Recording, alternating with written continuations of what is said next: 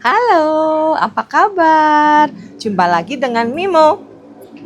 Kali ini Mimo akan bercerita tentang kapak emas dan kapak perak karya Sogo Hidata. Yuk kita mulai ceritanya.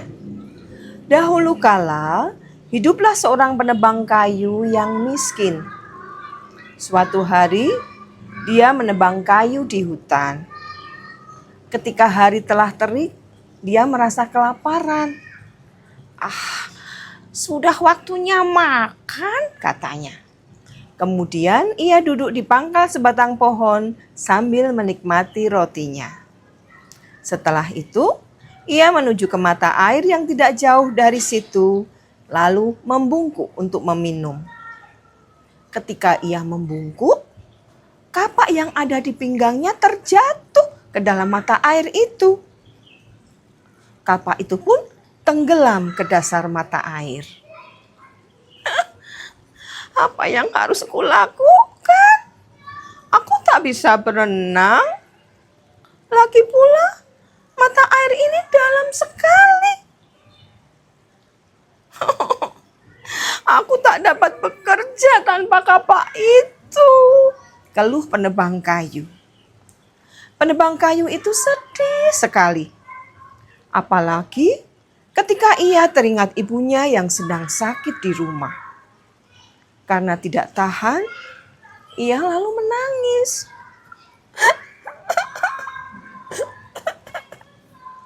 Tiba-tiba mata air itu menggelegar dan bersinar-sinar dengan indah.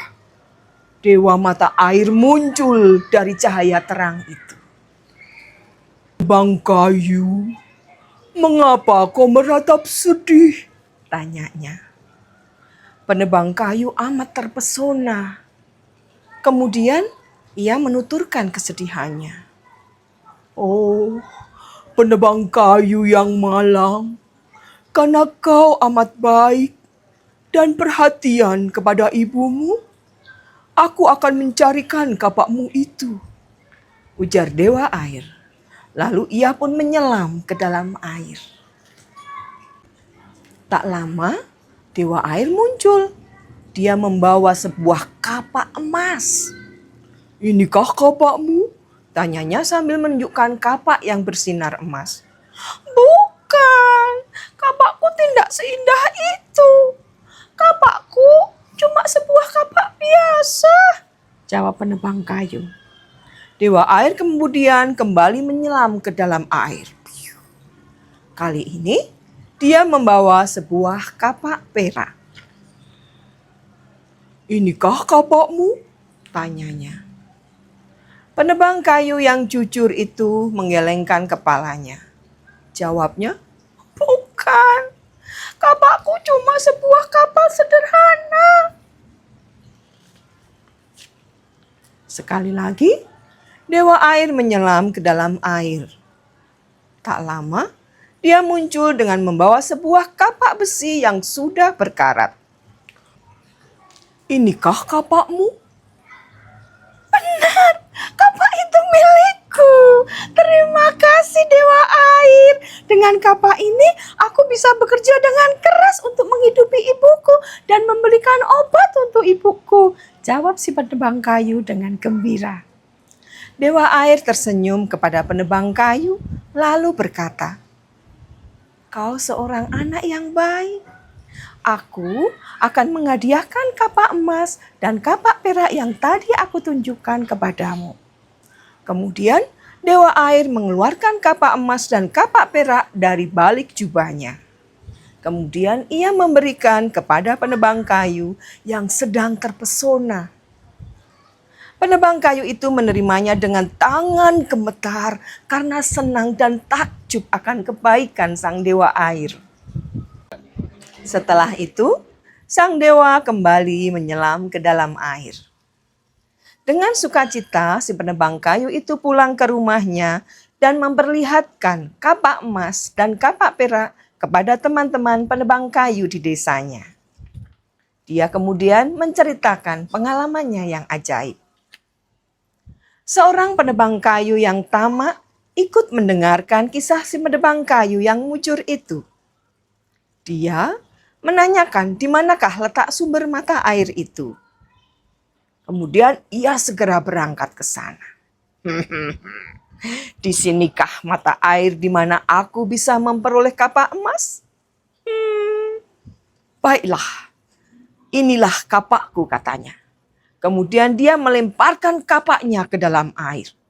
Lalu dia pura-pura meratap dan menangis seperti apa yang dilakukan oleh penebang kayu yang jujur tadi. Dewa air segera muncul dari dalam air. "Mengapa kau menangis?" tanya dewa air. Penebang kayu yang tamak itu pun menjawab, "Kapakku terjatuh ke dalam air. Aku tak dapat bekerja tanpa kapak itu. Dan ibuku yang sedang sakit pasti akan meninggal." Dewa air segera menyelam ke dalam air. Tak lama, dia pun muncul lagi dan membawa sebuah kapak emas yang bersinar-sinar. "Inikah kapakmu?" Penebang kayu yang tamak itu mengulurkan tangannya sambil berteriak gembira. "Benar, itu kapakku!" Tentu saja, dewa air marah sekali karena tahu bahwa penebang kayu yang tamak itu telah membohonginya. Kemudian ia berkata kepada penebang kayu yang tamak itu, "Kau adalah penebang kayu yang tamak. Kau berbohong. Kau curang. Kapakmu adalah kapak biasa. Kau mengatakan kapak emas ini milikmu," kata dewa air dengan marah. Kemudian dewa air bergegas menyelam tanpa memberikan sebuah kapak pun kepada penebang kayu. Kapak penebang kayu yang tamak itu pun hilang selama-lamanya. Dan akhirnya penebang yang tamak itu terus meratapi kapaknya karena dia tidak bisa bekerja lagi tanpa kapak itu. Nah, dari kisah tadi kita mendapatkan suatu pelajaran, yaitu kita tidak boleh berbohong untuk memperkaya kita sendiri, untuk menguntungkan kita sendiri. Karena itu dapat menyakiti hati orang lain, dapat merugikan orang lain. Dan kadang-kadang kita malah kehilangan dari barang yang telah kita miliki, sesuatu yang telah kita miliki. Oke, jangan ditiru ya itu. Dadah!